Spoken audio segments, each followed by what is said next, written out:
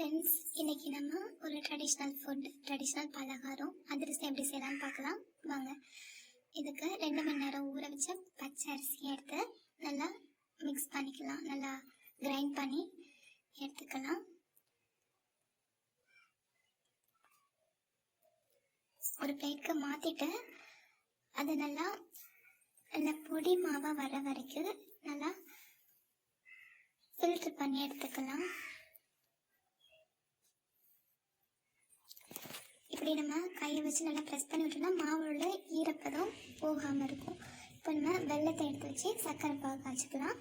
நான் இப்போ 3/4 கிலோ அரிசிக்கு 1/2 கிலோ சர்க்கரை எடுத்திருக்கேன். என்கிட்ட சர்க்கரை இருக்குது, ஸோ நான் ஆட் பண்ணிட்டேன். உங்ககிட்ட மண்டவில் இருந்து ஆட் பண்ணிக்கோங்க.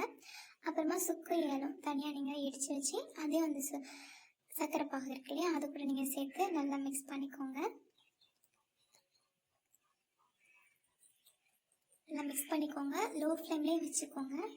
ஒரு பதம் வர வரைக்கும் நம்ம அதை நல்லா மிக்ஸ் பண்ணிக்கிட்டே இருக்கணும்.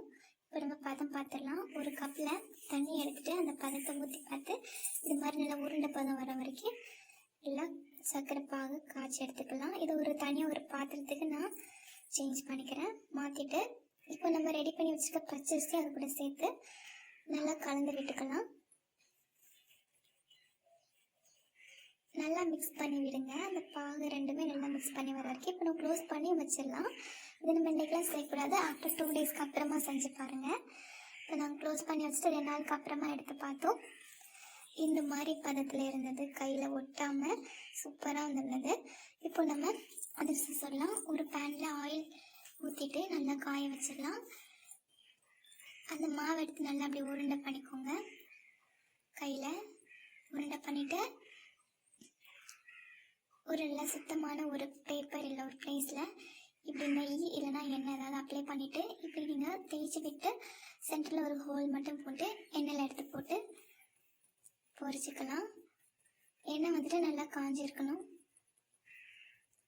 நல்லா பொரிச்சிங்கன்னா அதுவே நல்லா புஃபி வரும்.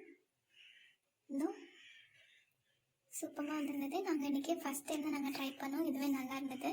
இதில் நாங்கள் ஏதாவது மிஸ்டேக் பண்ணியிருக்கோம் அப்படின்னா நீங்கள் கமெண்ட் பண்ணலாம். நாங்கள் ஃபஸ்ட் டைம் தான் பண்ணியிருக்கோம். நீங்களும் செஞ்சு பார்த்து எப்படி இருந்ததுன்னு சொல்லுங்கள்.